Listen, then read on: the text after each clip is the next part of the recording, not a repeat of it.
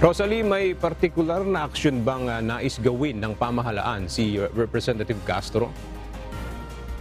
Aga, nais ni House Deputy Minority Leader at ACT Teachers Party List Representative Franz Castro na gumawa ng agaran at pursigidong aksyon ng pamahalaan ng Pilipinas laban sa anyay paglabag sa international law ng China.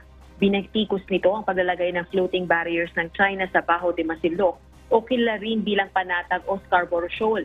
Dapat anyang diplomatikong iprotesta ang aksyon ng China, humingi ng international support at gamitin ang lahat ng legal na paraan upang protektahan ang karapatan at interes ng mga Pilipinong mangingisda.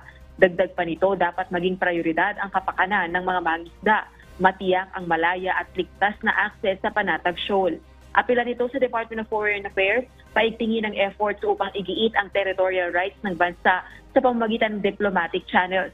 Gayon din ang mobilisasyon sa international solidarity upang i-pressure ang China na igalang ang international law at itaguyod ang karapatan ng mga kababayang mangingisda.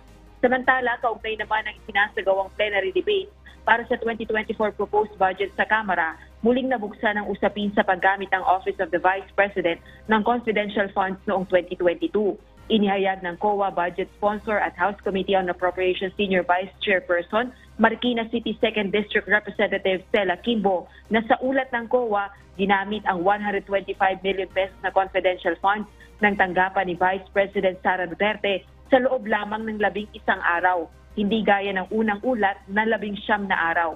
Ongoing na rin ang audit sa ginastos na pondo at nakapagbigay na rin ng preliminary observations ang COA sa OVP. Nagpatawag na rin ang pagpupulong ang COA sa Departments of Budget and Management, Interior and Local Government, National Defense at Governance Commission for Government-Owned or Controlled Corporations o GCG upang bumuo ng isang technical working group upang bisitahin ang posibleng pag-amyenda sa COA-DBM Joint Memorandum Circular 2015-01.